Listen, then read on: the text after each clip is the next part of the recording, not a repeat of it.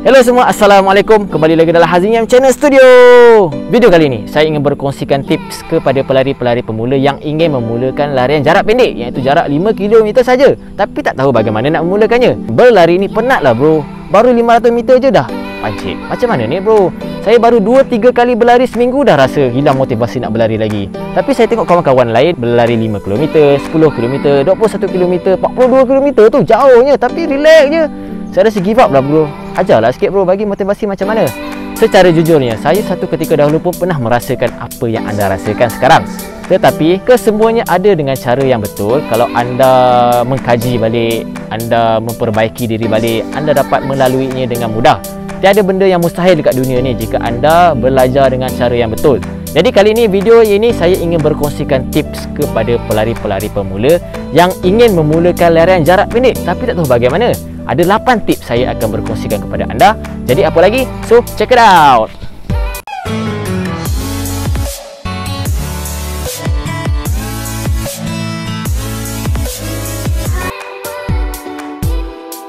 Poin yang pertama, apa yang anda sebagai pelari pemula perlu lakukan adalah anda perlu cari short term goal. Anda tanya pada diri anda, kenapa anda berlari ini? Apa tujuan anda berlari? Kalau anda dapat cari short term goal yang anda boleh capai secara realistik, maka anda akan terus bermotivasi untuk berlari secara bertahap. Maksudnya anda boleh stay dalam zon berlari secara tempoh yang lama. Anda tulis dekat mana-mana kertas. Contohnya, saya ingin berlari jarak 5 km dalam masa 40 minit tanpa berhenti. Jadi anda tampal di dinding rumah, di dinding bilik ataupun di loker bahagian pintu almari tu anda tampal. Setiap masa anda masuk ke bilik ingin membuka loker baju itu, anda boleh lihat. Inilah goal saya yang saya perlu ikut, saya perlu habiskan. Poin yang kedua adalah komitmen. Tadi anda sudah ada goal, anda ada sasaran yang pendek. Jadi sekarang anda perlukan komitmen untuk anda capai apa yang anda inginkan. Untuk anda berlari jarak 5 km, jarak pendek, anda perlukan sekurang-kurangnya jadual training selama minimum 6 minggu. Kebanyakan di internet atau di website sekurang-kurangnya 6 minggu ke 10 minggu. Ini bergantung kepada seorang pelari tersebut. Ada yang perlukan masa yang lebih, ada perlu masa sekejap 6 minggu. Jadi anda perlu capai dengan cara anda tersendiri. Dengan adanya komitmen, anda boleh capai apa yang anda inginkan. Sekiranya anda perlu berlatih selama 6 minggu, anda perlu ikut. Itulah cabaran yang anda perlu ikut, anda perlu capai, anda perlu sasarkan. Itu kepentingan komitmen ketika anda berlatih sebagai pelari pemula. Tiga, sebagai pelari pemula perlu lakukan adalah anda perlu berlari secara selang-seli antara jogging dan juga berjalan. Jogging dan jalan sini saya bermaksudkan bukan seperti interval, seperti anda buat speed. Speed tak tepi dulu, jangan fikir apa perlu anda lakukan speed. Apa perlu anda lakukan sekarang adalah bagaimana anda untuk stay jarak larian secara efisien. Maksudnya secara berselang-seli antara jalan dan juga berlari. Bukanlah berlari 15 minit kemudian berjalan 15 minit. Tak, itu bukan cara efisien. Cara yang terbaik adalah pada minggu pertama contohnya 2 minit anda fast walking, anda berjalan, kemudian 1 minit anda berlari. Benda ni anda ulangi secara bertahap. Maksudnya anda ulang selama 30 minit. 2 minit anda berjalan, 1 minit anda berlari. Anda ulang. Jadi untuk minggu yang kedua anda kurangkan pula. 1 minit anda berjalan, 2 minit anda berlari. Anda ulang sampai dah 30 minit. Untuk minggu ketiga pula anda kurangkan sikit dalam 30 second. Anda tambahkan larian itu dalam 30 second pula. Jadi anda sampai setahap anda rasakan anda kurangkan berjalan, anda boleh maintain berlari secara 30 minit secara terus tanpa anda berjalan. Inilah cara bertahap anda boleh stay dalam zon anda berlari secara lama. Itulah cara untuk pelari pemula kenal body anda sendiri. Amalkan 2R, iaitu rhythm, yang kedua adalah relax. Apa yang anda perlu lakukan sebagai pelari pemula ketika anda berlari, anda perlulah relax. Maksudnya anda tak perlu keras sangat badan anda, genggaman anda ni tidak perlu terlalu keras. Ada coach mengatakan ketika anda berlari, anda perlu memegang jari anda sebegini dan berlari. Maksudnya anda tak keraskan tangan anda. Jadi sekiranya anda relax, bahu anda relax, anda tak terlampau tunduk, maka anda boleh berlari dalam normal rhythm. Maksudnya anda boleh berlari dalam normal posture, tak terlalu keras. Jadi sekaligus akan memberikan impak kepada running form anda. sekiranya anda berlari secara relax, jadi semuanya akan mempengaruhi anda punya running form secara efisien. Jadi itulah kepentingannya anda amalkan 2R ni, iaitu relax dan juga rhythm. Okey, listkan manfaat-manfaat berlari ini. Bermakna sekiranya anda telah listkan, contohnya ada 5 list manfaat berlari ini, sepertinya saya ingin kurus, apakah manfaat yang saya dapat?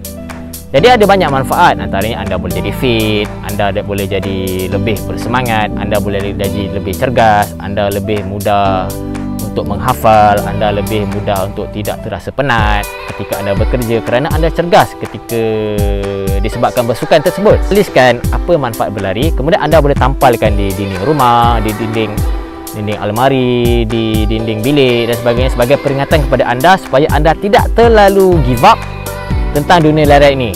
Jadi sekiranya anda ada listkan manfaat berlari, maka itulah memberi motivasi anda untuk terus berlari. Untuk poin yang keenam adalah jangan terlalu stres dengan pace. Kebanyakan pelari pemula ini mereka terlalu risau dengan pace, terlalu risau bagaimana nak berlari easy run ni bro, macam mana easy run ni bro, easy tu macam mana, kenapa ada run di belakangnya. Okey, kalau perlu anda tahu, easy menggunakan ayat effort, maksudnya tidak perlu ada jam atau teknologi yang canggih untuk memulakan larian. Maksudnya sekiranya anda tidak ada jam, tak bermakna anda tidak boleh lari. Tidak perlu anda tunggu sampai jam mahal baru boleh anda berlari, tak perlu. Pada satu ketika dahulu, orang-orang tradisional, orang-orang lama yang memulakan larian tak pakai pun jam, tapi dia menggunakan effort. Sekiranya anda boleh bercakap ketika berlari, itulah easy effort anda. Jadi anda di mana-mana saja, kalau tak ada jam pun sebagainya, anda boleh memulakan larian. Tadi tak susah mana pun. Jadi jangan terlalu memikirkan pace ketika berlari. Untuk poin yang ketujuh adalah jangan terlalu overthink ketika anda berlari, ketika anda nak berlari. Kebanyakan pelari-pelari pemula ni dia terlalu memikirkan bagaimana nak lari, sejauh mana saya boleh berlari, saya nak berlari ni tak ada kawan-kawan, macam mana ni bro, saya takutlah penat ni nak berlari, takut injured dan sebagainya. Jangan risau, jangan terlampau memikirkannya.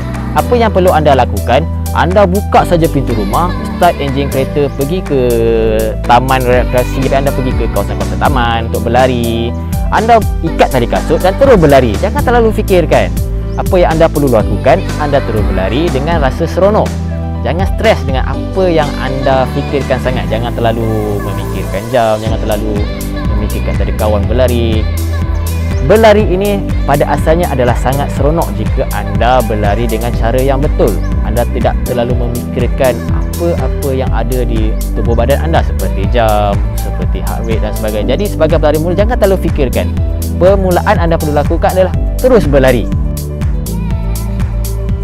Poin yang ke-8 adalah bersosial untuk berlari secara sihat. Bermakna anda carilah kawan-kawan yang meminati hobi larian ini yang sama. Ini membolehkan anda terus bermotivasi untuk berlari sebabnya anda ada kawan-kawan di keliling.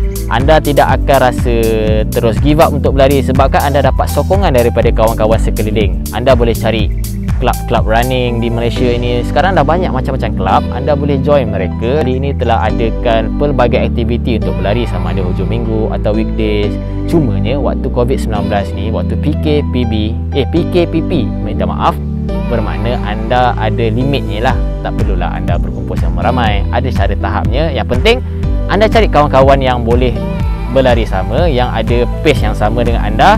Ini memudahkan anda untuk berlari pada zon yang selesa dan anda rasa seronok untuk berlari pada jangka masa panjang.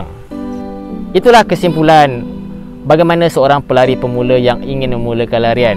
Yang sebenarnya berlari ni tak susah. Yang menyusahkannya adalah anda terlalu memikirkan bagaimana nak berlari. Berlari sajalah, tak susah mana buat, ikat tali kasut terus berlari. Jadi itulah perkongsian tips yang saya boleh beri kepada anda. Semoga anda dapat manfaat tentang apa yang saya dapat kongsikan kali ini. Sekiranya ada manfaat, anda boleh like, subscribe dan share kepada kawan-kawan yang lain supaya manfaat ini dapat dikongsi kepada kawan-kawan yang lain. Mungkin anda faham tentang video ini dengan cara anda sendiri, anda boleh terangkan kepada mereka semua. So, jumpa lagi next video. Assalamualaikum. Bye-bye.